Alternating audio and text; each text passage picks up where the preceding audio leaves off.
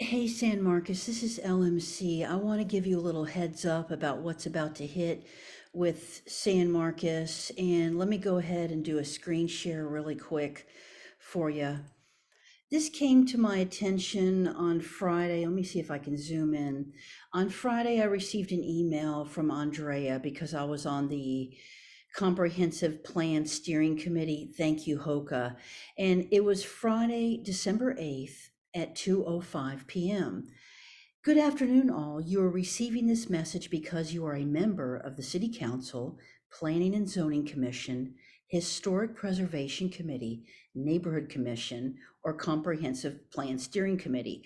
Now, please keep in mind, San Marcos, I have given numerous speeches about how the comprehensive plan needs to go through the Historic Preservation Commission and the Neighborhood Commission. And the only reason why the Neighborhood Commission was sent this email is because I sent an email to city staff. Why was the Neighborhood Commission not included in this correspondence for this upcoming meeting? They were gonna, it was a different email where they were gonna have this meeting today on Monday, right? Because it says on December 11th, right? That's today. And they said, well, we're only emailing the different committees that are under the purview of planning. And I said, you guys need to get on the horn and go talk to neighborhood services and get the neighborhood commission in this loop as well. So it's the only reason why historic preservation and neighborhood commission were even included at their and those of us on the comprehensive plan steering committee have taken serious issue with how the comprehensive plan has been rolled out. At the regular meeting on November 6th, the city council postponed action on the comprehensive plan and appointed a council committee consisting of Mayor Hewson, council members Garza and Scott, and Shala to both Shane and Alyssa. They did a great job tonight. The council committee directed staff to prepare an outreach campaign for gathering additional input on the plan. The problem is that the original input by members of the Comprehensive Plan Steering Committee and all of those who were engaged in the process was ignored. So basically, they want to redo to CYA. On December 11th at 5:30, the council committee will meet to discuss the outreach campaign prepared by city staff. If you are interested in hearing the conversation, this meeting can be held on Zoom and a video will be posted online later this week. Since this is a new committee, staff is diligently working to update the city's website, and then they give you the packet. And I'm going to show you where that is in a minute. Now, I click on this link and I notice that there's an item 3 and an item 7, which are both like citizen comments. And I'm like, what's up? You've got two of the same thing, and can we speak on it? And do we have to sign up? So then I receive this second email. Now remember, that was sent out on Friday, right? And so then I get this in response from Andrea. And she says, so she emails me back on at 1:30 today. Wow, thanks for the quick reply to my Friday at 8 p.m. email. Item 3 and item 7 are the same, but they are on the agenda twice to allow folks two different opportunities to speak. You don't have to sign up in advance. You can just raise your hand, and during the meeting on Zoom, you will be allowed to speak. Well, that's interesting. So now let's take a look at the agenda, and I want you to understand my concerns that out of the gate, the input from citizens is abysmal. So if you click on that link, what you're going to find is you're going to land at this page. And let me just pull it up for you. So this is where you'll land. And so then you got to flip through and you got to go, okay, it's the Comprehensive Steering Plan Committee. So notice in that email, there was no direct link to this agenda, right? Or the packet, which I somehow missed. Okay, maybe it was because it's right before the holidays. Maybe it's because I was in the middle of grading. Maybe it was because usually we get a little bit more time for something that's important that's been going on now for years. So if you click on the agenda, notice I'm clicking. I can't click on the link. So the user has to literally copy and paste this in to join the Zoom meeting. So notice there's citizen input here and there's citizen input here. Well, I showed up early. I wasn't going to even go, to be honest, because in my mind, you know what, city staff, I'm not your biatch, right? You email this out on a Friday and you expect us to snap to and show up on a Monday. But you guys know me, I'm stubborn. So I showed up. And there was another individual who also showed up. Both of us are very upset.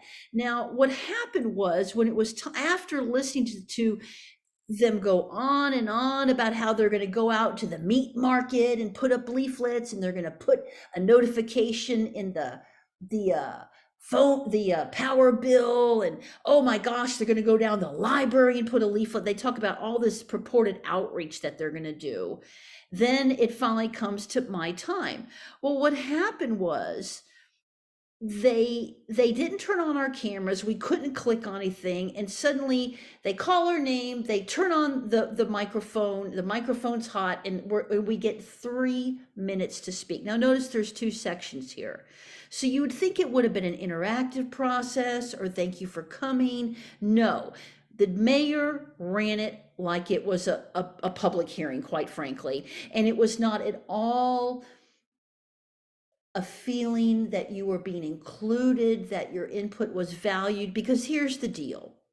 If you go to this here, city staff will continually tout how much outreach they have. And my issue is we don't know how much this whole process has cost us. I know maybe we're already at $100,000 because I have filed multiple open records.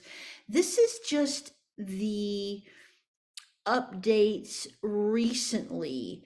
This is not the whole shebang of the years that we've been going through this. So you've had all these opportunities for people to become involved in our concerns about development, impacting the river, impacting gentrification, the tax rate. All of this has not been addressed. And those of us who have been going to these meetings, who have participated on the steering committee, who have attended these various outreaches. And by the way, none of this stuff was vetted through the Neighborhood Commission or the Historical Preservation Commission. So we really feel like we haven't been valued to the process, and there has been no assurances that the comments we've already put in will be put back in. Because San Marcos, I have a copy now of all the sticky notes that the city staff are touting as the public outreach. So every time they get up and they talk about this comprehensive vision, comprehensive master plan, they tout how many sticky notes they have and how much outreach, and school kids have given input. Last time I checked, school children don't pay taxes. And my concern is that all of the residents who for years have been involved in the comprehensive plan process years ago, the code SMTX, who have showed up with outraged about Lindsay Hills and Capes Camp, none of those comments, because usually when they write these papers, they give you a little backstory about the town and how this is the oldest non-nomadic civilization. So I'm kind of flipping through here while I'm giving my commentary for you to look at. And none of the backstory about the years of concerns we've had about unbridled development have been addressed. And we've been calling that to their attention every time we fill out these surveys or attend these meetings. So what they're going to do is they're going to bombard you with leaflets and flyers and ask you, like an analyst, to take a look at these tables up here. Where are the tables? No, these are the questions they're going to ask you about. After reviewing the summary of tables, please indicate the specific item that you have concerns with. How would you improve upon that? Would you like to submit another response? Now, San Marcos, I've done this on multiple occasions, and I'm not hearing anything from the mayor, anything from Amanda or Stephanie or Andrea saying, hey, let's go back and take a look at the comments of the people who have filled out the document, their comments on multiple occasions, and make sure that we integrate those into the document. None of that came up. Now what they want us to do is go through it again and give them our same set of comments. You need to be asking your elected officials how much money the consultant has made since day one that the Vision SMTX has been rolled out. And where did that money come from? And why were the comments not included? And why was the Neighborhood Commission nor the Historical Preservation Commission included in the initial approval of this plan? So they want you to read all of this and give them feedback. And you can do that. I would encourage you to. I don't think it's going to make a dang bit of difference, because here's my issue. I showed up and I was held to a timer, even though theoretically I should have gotten 6 minutes total, right? My camera wasn't turned on. I was given no understanding the process, and I was notified about this last Friday. So go ahead, have at it. Go through here, give them all your feedback.